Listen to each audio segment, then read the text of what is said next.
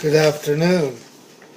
This following piece is called My Selfish, Self-Destructive Addiction.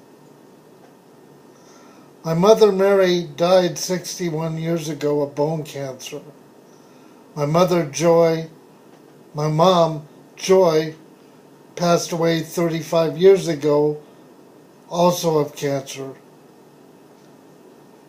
And I told my mom 38 years ago when I was 25 years old, when I quit smoking, that I would not smoke again because it meant that I would give up on myself. And I promised her not to do it again. Dad died 21 years ago of cancer. Cancer sucks, and all people who die of it suffer greatly. I also think of John Torrell Sr., who died of cancer, and also a relative of mine who has lung cancer, who never smoked a day in her life, and now she's suffering with it. And I've seen people on Facebook at times that are dealing with issues, and people often say, well, just give it to God and Jesus Christ and everything will be all right. Well, addictions are a little bit more complicated than that.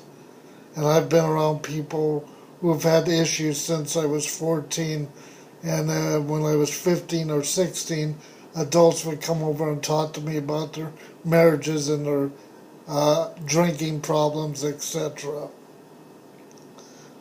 This is also inspired by our newly elected president, who thinks it's okay to make fun of people with disabilities or to talk badly about women, and then to become elected.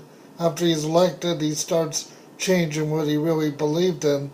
Some of it is good things that he's talking about not doing.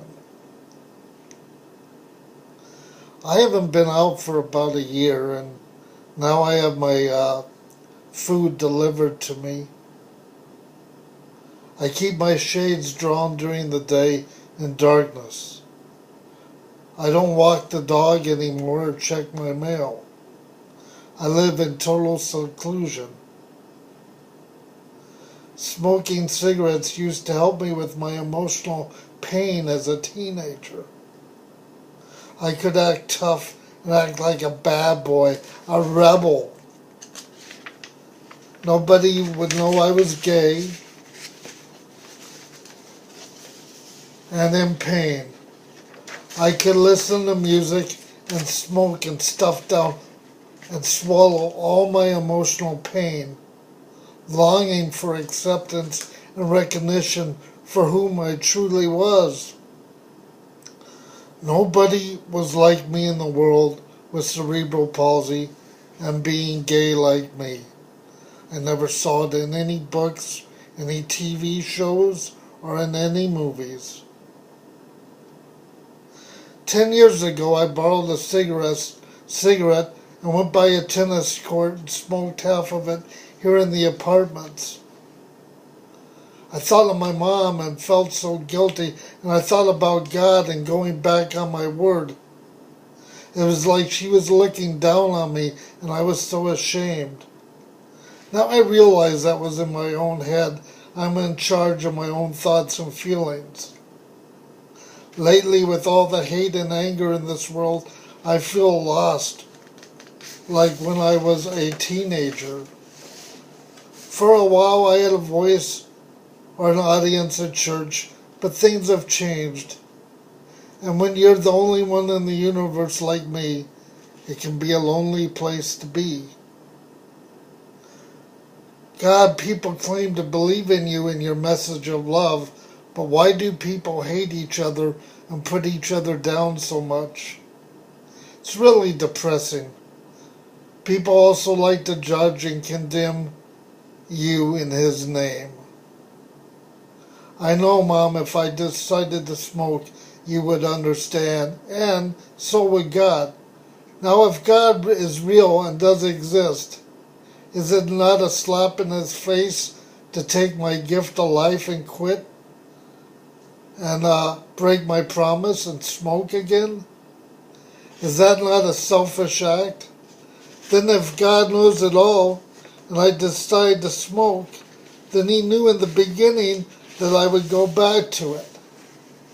In the end, does it really matter? We all die eventually. I have the, I went to the store today and I bought a pack of smokes. Now, I wouldn't have to,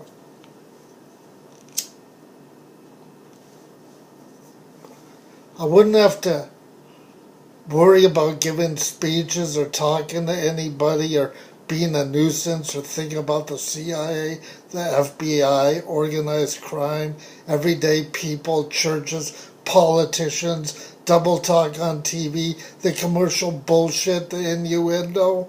Uh, People like me, I'm just a nobody, and I could go back to smoking, and in the end, people would say, well, life was just too hard on John, and he decided to go back to cigarettes, or he didn't really have strong faith and he broke his promise, or we make excuses for our selfish, destructive behavior. But in the end, if I light up this old friend that used to be like a friend to me in my loneliness, I could just be in my room listening to music, but in the end, I would be killing myself, and I would be going back on my word. In America, our word used to mean something, and we used to value and respect one another, but we don't like we used to. But I'm just a nobody, a poor person on Social Security. The world doesn't know me if I exist or I die. I wasn't a famous known person. But if I break my promise to my mother and my heart and soul, I know that I really let her down in my mind. And people said to me, well, your mom's dead, so it doesn't matter anymore. If you want, you can smoke. Well, that to me would be just self-suicide. I smoked starting in 7th grade. By the time I was a freshman or sophomore, I was smoking at home. But I was 2 years older than other kids in high school. And my parents just couldn't stop me. And by then I was smoking a pack a day. And when I quit at 25, I was up to 2 packs a day. My hands were yellow all the time. My teeth were yellow. And I was coughing and gagging and having problems urinating. So the question is do I want to give up on myself and others that I promised to?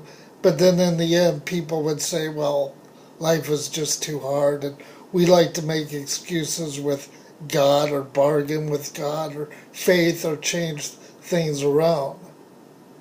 But no, I won't break that promise. That's one thing the powers that be can't take away from me.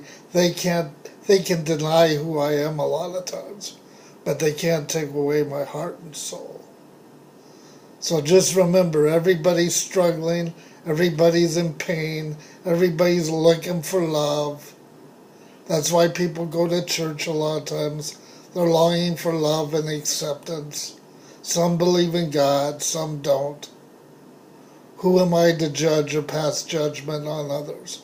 We can only worry about our heart, our soul in the end. Well, it's like my brother's getting a free pack of cigarettes and 2 lighters today. Have a good day. Let's be sane and try to love and respect one another.